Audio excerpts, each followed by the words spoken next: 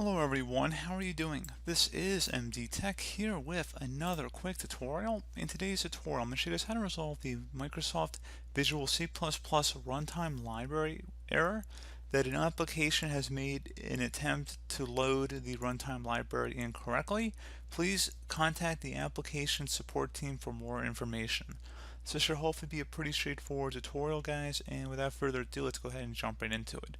So all you have to do is open up a web browser, doesn't matter which one, but we're going to open up Chrome for today's tutorial. And I'm going to have a link to a Microsoft downloads page here, so just give it a moment here. And it should take us right to the download center. Go ahead and select the orange download button. And then it says choose what download you want. If you're running a 32-bit version of Windows, I would recommend selecting the 86 version. Most of you guys are probably going to be running a 64-bit version of Windows, in which case you would select the 64-bit version. Again, most of you guys are probably going to be doing times 64 if you're unsure, but you can check your system, and I have a tutorial on my channel on how to check for that. Just search for it on my channel.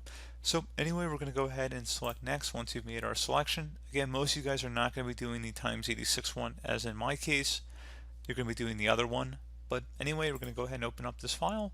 Select yes if you receive a user account control prompt. You want to accept the license terms, and then select install.